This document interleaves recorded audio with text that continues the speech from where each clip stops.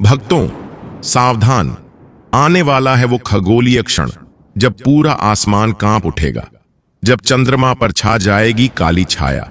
वैज्ञानिक दे रहे हैं भयंकर चेतावनी और ज्योतिषाचार्य बता रहे हैं यह ग्रहण बाकी सभी ग्रहणों से होगा, बिल्कुल अलग और भयावह। सबसे बड़ा सवाल यह है, क्या यह भारत से दिखाई देगा? क्या यह आपके स्वास्थ्य, सुख, समृद्धि और भाग्य पर असर डालेगा? और सबसे खतरनाक बात, इस दौरान की गई एक छोटी सी गलती आपके पूरे जीवन को प्रभावित कर सकती है।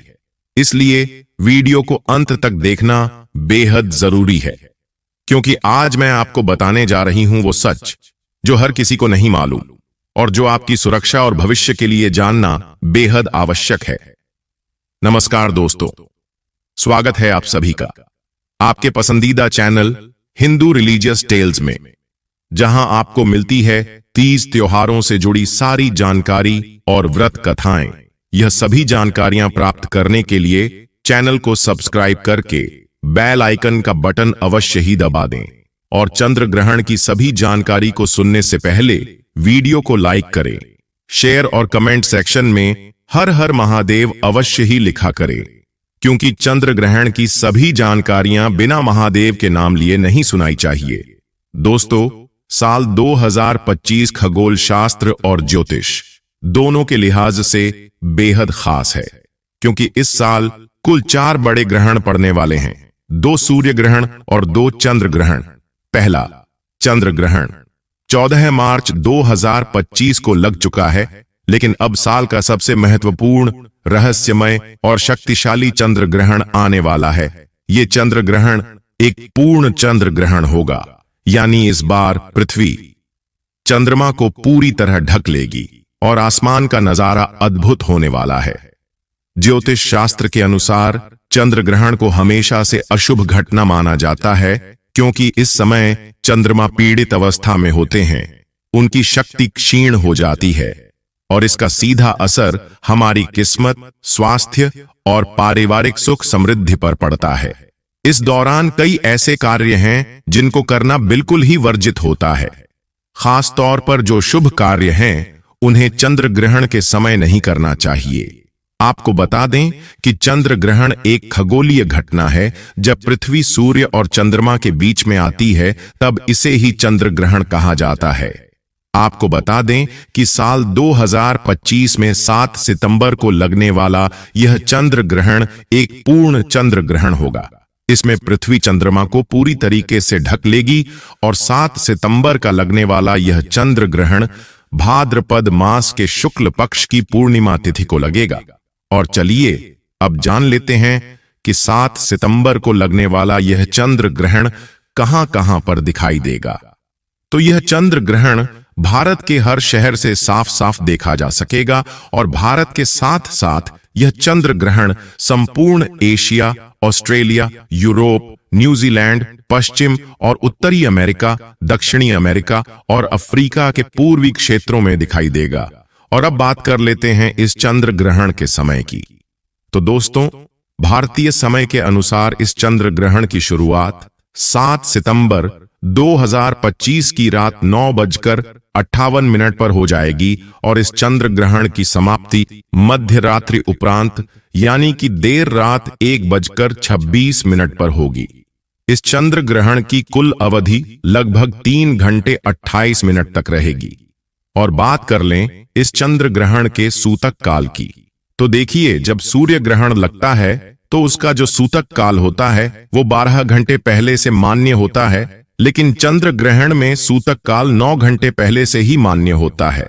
और क्योंकि यह चंद्र ग्रहण भारत में दिख रहा है, इसलिए भारत में भी इस चंद्र ग्रहण का सूतक काल बिल्कुल ही मान्य होगा। इस बात का आप थोड़ा सा ध्यान रखिएगा।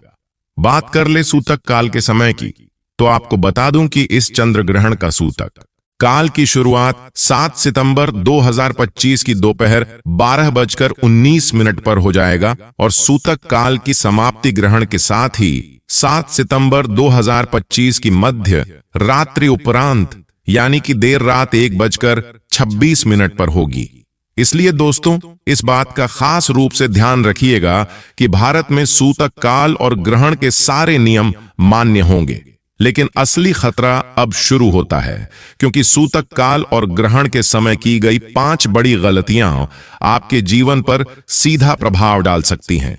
कौन सी हैं वो गलतियां और किन 5 उपायों से आप इस अशुभ प्रभाव से बच सकते हैं, ये जानने के लिए वीडियो को अंत तक जरूर देखें। लेकिन उससे पहले दोस्तों, इस चंद्र ग्रहण के समय भारत में रहने वाली गर्भवती महिलाओं को कुछ विशेष सावधानियां बरतनी बहुत जरूरी हैं। इस चंद्र ग्रहण में गर्भवती महिलाएं एक गलती कर दें तो यह उनके और उनके होने वाले बच्चे के लिए बहुत खतरनाक साबित हो सकती है। इसलिए चंद्र ग्रहण के समय गर्भवती महिलाओं को चांद की रोशनी में नहीं जाना चाहिए और अपने गर्भ पर ग्रहण की छाया तो बिल्कुल ही नहीं पड़ने देनी चाहिए। साथ ही चंद्र ग्रहण के समय गर्भवती महिलाओं को ज्यादा से ज्यादा भगवान का ध्यान, मंत्र, जाप आदि करते रहना चाहिए या किसी धार्मिक पुस्तक का पाठ करना चाहिए। गर्भवती महिलाओं को नुकीली और धारदार चीजों का प्रयोग इस समय सूतक काल और ग्रहण के दौरान बिल्कुल भी करना वर्जित माना जाता है। गर्भवती को ग्रहण में गलती से भी देखना नहीं चाहिए। दोस्तों, ग्रहण के समय गर्भवती महिलाओं को किसी भी बात की टेंशन नहीं लेनी चाहिए और इस दौरान गर्भवती महिला को झुककर भी कोई भी काम नहीं करना चाहिए। इस समय सुई धागे का इस्तेमाल ना करें और ना ही बुनाई करें। ऐसा माना जाता है कि ग्रहण के समय प्रेग्नेंट महिला को धातु से निर्मित चीजों का प्रयोग भी नहीं करना चाहिए और ना ही उन्हें इस समय शरीर में धारण करना चाहिए। संभव हो तो ग्रहण खत्म होने के बाद गर्भवती महिला को स्नान अवश्य ही करना चाहिए और ग्रहण के दौरान अपने पेट पर गेरू का लेप अवश्य ही करके रखना चाहिए। अगर आप बीमार हैं तो किसी कारणवश स्नान ना कर पाए, संभव ना हो तो कम से कम अपने ऊपर गंगा जल का छिड़काव अवश्य ही करें और अपने कपड़े अवश्य बदल लें। ग्रहण के दौरान गर्भवती महिला को खाने में छौंक और तड़का भी नहीं लगाना चाहिए। खाने को जितना साधारण रखें उतना ही बेहतर होगा। दोस्तों, यह समय सिर्फ सावधानी का नहीं बल्कि आपके और आपके होने वाले बच्चे के लिए सुरक्षा का भी है। अगर आप इन नियमों का पालन करेंगे तो ग्रहण का कोई भी असर आप पर या आपके गर्भ पर नहीं होगा। दोस्तों, चंद्र ग्रहण के दौरान सिर्फ गर्भवती महिलाएं ही नहीं बल्कि पति पत्नी को भी बहुत सावधान रहना चाहिए। इस समय शारीरिक संबंध बनाना बिल्कुल गलत माना जाता है। इससे घर की सुख शांति बिगड़ सकती है। अगर आपकी कुंडली में कोई दोष है या राहु केतु का प्रभाव ज्यादा है तो ग्रहण के समय घर से बाहर निकलना भी मना है। सुनो, ग्रहण के दौरान तेल मालिश करना भी वर्जित है। ऐसा करने से त्वचा संबंधी रोग हो सकते हैं। तुलसी का तो इस समय खास महत्व है। ग्रहण में तुलसी के पत्ते तोड़ना अशुभ माना जाता है, इसलिए किसी भी खाने पीने की चीज में पहले ही तुलसी का दल डाल लें या चाहो तो कुश यानी घास डाल सकते हैं। इससे ग्रहण का नकारात्मक असर आप पर नहीं पड़ेगा। ध्यान रखें कि चंद्र ग्रहण के दौरान बालों में तेल लगाना, भोजन करना, पानी पीना, सोना या बाल बनाना, यह सभी कार्य बिल्कुल ही वर्जित होते हैं। इस दौरान कपड़े धोना, बर्तन धोना, खाना बनाना या फिर ताला खोलना और दंत मंजन करने की भी मनाही की जाती है। अगर आप बीमार हैं, बुजुर्ग हैं या बच्चे हैं या फिर गर्भवती महिला हैं और इस समय ग्रहण के समय कुछ भी खाने पीने की आवश्यकता हो तो आप ग्रहण के सूतक काल लगने से पहले ही खाने पीने की पूरी तैयारी कर लें और हर एक खाने पीने के सामान में तुलसी दल डालना बिल्कुल भी ना भूलें। या फिर आप कुश यानी कि घास भी डाल सकते हैं। इससे उन अन्न और जल में ग्रहण का दोष नहीं लगता है और आप ग्रहण की नकारात्मकता से एकदम सुरक्षित रहेंगे। दोस्तों, इसके अलावा चंद्र ग्रहण के समय कोई भी शुभ कार्य नहीं करना चाहिए। आपको बता दें कि ग्रहण के दौरान पूजा भी निषेध मानी गई है। इस दौरान आरती पूजा पाठ करने की मनाही होती है। इस दौरान मूर्ति का स्पर्श करना बिल्कुल ही वर्जित होता है, क्योंकि इस समय प्रकृति सबसे ज्यादा संवेदनशील स्थिति में होती है। यही कारण है कि इस दौरान पेड़ पौधे, फूल, पत्ते तोड़ना नहीं चाहिए।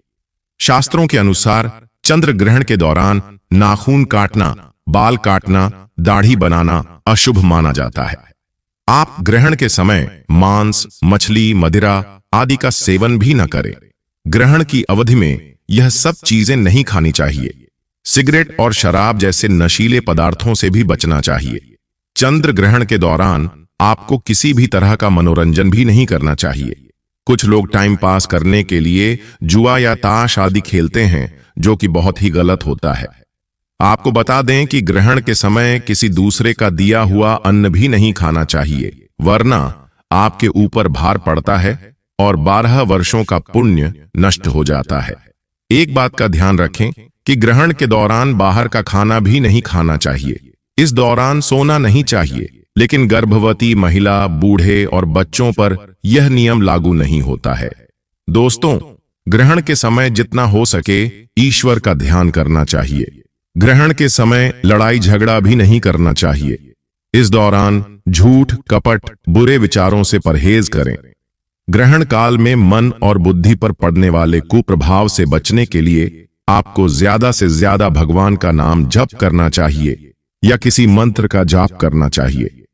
आप चंद्र ग्रहण के दौरान चंद्रमा के मंत्रों का जाप करें। एक मंत्र मैं आप सभी को बता रही हूं, इसे आप कहीं नोट कर लें और चंद्र ग्रहण के दौरान आप इसका जाप कर सकते हैं। मंत्र है ओम चंद्राय नमः या फिर ओम सोम सोमाय नमः। मंत्र का जाप कर सकते हैं और ग्रहण समाप्त होने के बाद गंगा जल डालकर स्नान अवश्य करें।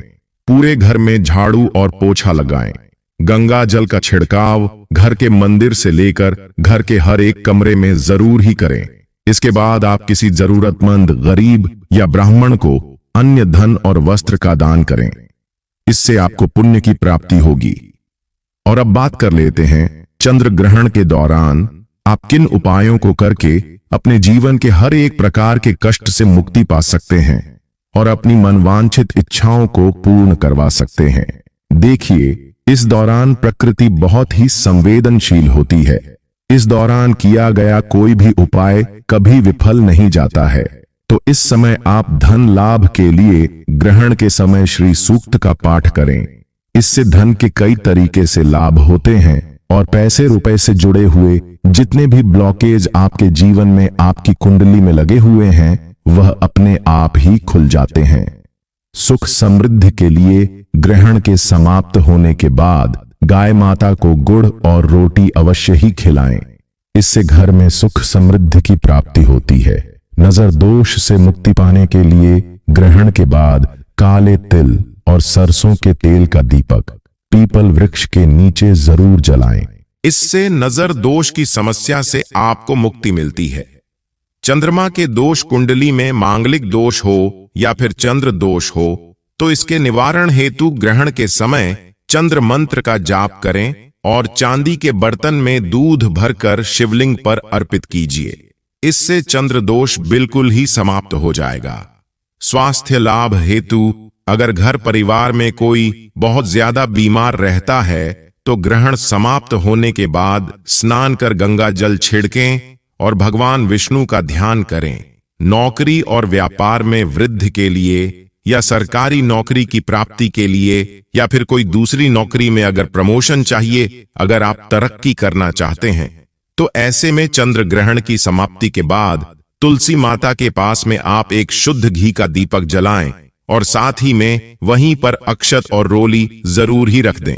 इससे आपके नौकरी और व्यापार में जो भी दुविधाएं आ रही हैं, विपत्ति आ रही है, वह बिल्कुल ही दूर हो जाएगी। तो यह थी चंद्र ग्रहण से जुड़ी हुई संपूर्ण जानकारी। अगर आपके मन में किसी भी प्रकार का कोई प्रश्न है तो आप मुझे कमेंट सेक्शन में जरूर पूछिएगा। साथ ही इस वीडियो को लाइक करके चैनल हिंदू रिलीजियस टेल्स को सब्सक्राइब करने के साथ साथ ही आपको कमेंट सेक्शन में ओम चंद्राय नमः, ओम नमः शिवाय जरूर ही लिखना है। इससे आपके जीवन में पड़ने वाले जितने भी चंद्रमा से जुड़े हुए दोष हैं, उनसे भी आपको मुक्ति मिलेगी। तो इस वीडियो को ज्यादा से ज्यादा शेयर अवश्य कीजिएगा, क्योंकि आपका छोटा सा शेयर शायद किसी के कष्टों से उसे मुक्ति दिला सके और ऐसे में आपको भी पुण्य की प्राप्ति होती है। मिलती हूं एक और नई जानकारी के साथ, तब तक के लिए जय श्री राम, ओम नमः शिवाय।